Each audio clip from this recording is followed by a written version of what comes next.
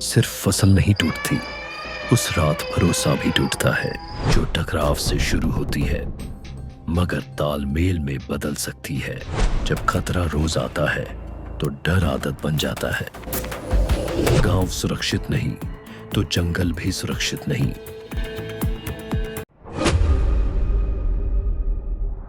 अगर आज रात आपके घर के सामने एक 5 टन का हाथी खड़ा हो जाए तो आप भागेंगे या चुपचाप सांस रोक लेंगे। लेकिन हर हाथी हमला नहीं करता और हर गांव बदला नहीं लेता। तो फिर सवाल ये है, ये लड़ाई है या साथ रहने की मजबूरी? ये कहानी डर की नहीं है, ये कहानी है समझ की, और इसका जवाब अभी शुरू होता है।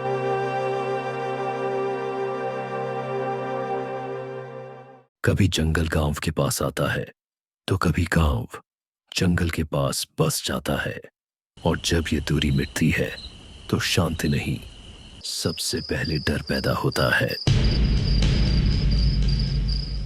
और फिर वो मुलाकात होती है जो सहज नहीं मगर टालना भी नामुमकिन है। यह कहानी है हाथियों और इंसानों के उस साथ की जो टकराव से शुरू होती है मगर तालमेल में बदल सकती है। हाथी चलते हैं, कभी अकेले, कभी पूरे परिवार के साथ। ये सफर आज का नहीं, ये पीढ़ियों पुराना है। वो रास्ते जिन्हें हम अब गांव कहते हैं, कभी हाथियों के कॉरिडोर थे।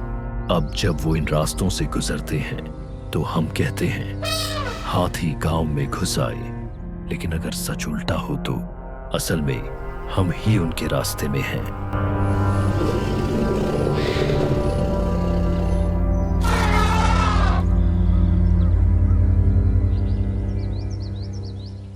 और यहीं से शुरू होता है असली टकराव।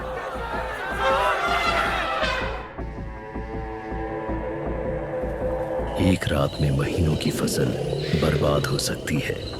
सिर्फ फसल नहीं टूटती, उस रात भरोसा भी टूटता है। ग्रामीण डरते हैं अपने मवेशियों, बच्चों और खुद की जान के लिए। कई बार यह डर गुस्से में बदलता है और गुस्सा कभी सही फैसला नहीं करता। और कभी-कभी उस गुस्से की कीमत हाथी चुका देता है।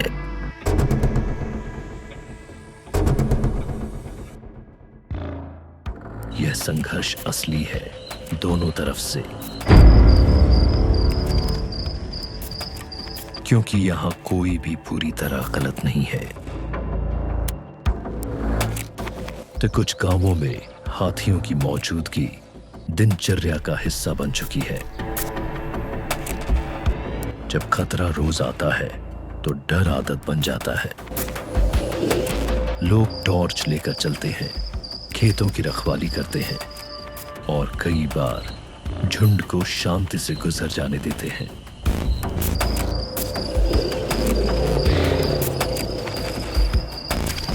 यह डर के साथ जीने की आदत नहीं, यह सहिष्णुता है।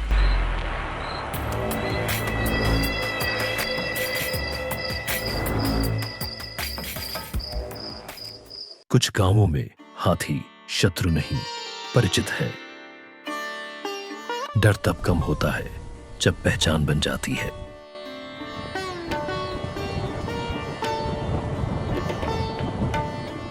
कई जगह उन्हें नाम दिए गए हैं, मोती, भोलू, राजा। एक रिश्ता बन जाता है, पहचान का, सहनशीलता का। नाम देना असल में जगह देना होता है। कभी कभी हाथी खुद रास्ता बदल लेते हैं और कभी इंसान। यह है सह अस्तित्व की असली शुरुआत।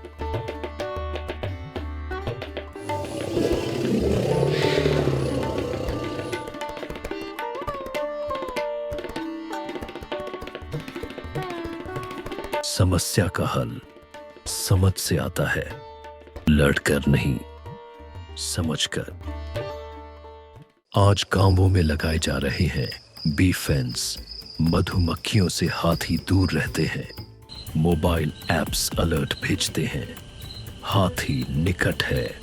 सोलर लाइट्स खेतों की सुरक्षा करती हैं। ये छोटे कदम बड़े बदलाव ला रहे हैं।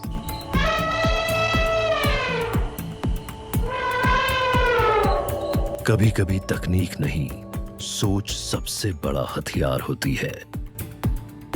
संरक्षण सिर्फ जंगल में नहीं होता, गांव में भी होता है। क्योंकि अगर गांव सुरक्षित नहीं तो जंगल भी सुरक्षित नहीं। एनजीओ, वन विभाग और स्वयं ग्रामीण मिलकर हाथियों के लिए सुरक्षित मार्ग बनाते हैं। बच्चों को सिखाया जाता है कि यह उनका जंगल भी है और यह हमारी जिम्मेदारी है कि हम हाथी और मानव दोनों को सुरक्षित रखें। और यही सोच भविष्य बदलती है।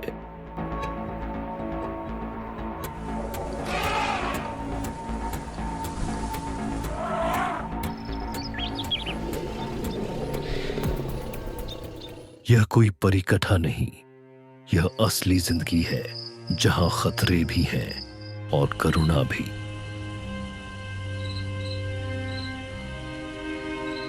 यह कहानी जीत की नहीं, समझ की है। जहां एक ओर डर है, वहीं दूसरी ओर समझ भी।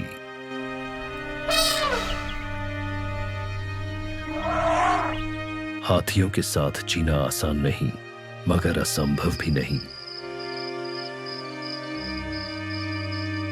जरूरत है सम्मान, जागरूकता और संवाद की। क्योंकि सह अस्तित्व कोई विकल्प नहीं, यह मजबूरी है। क्योंकि जब इंसान और हाथी साथ चलते हैं तो जंगल भी सांस लेता है।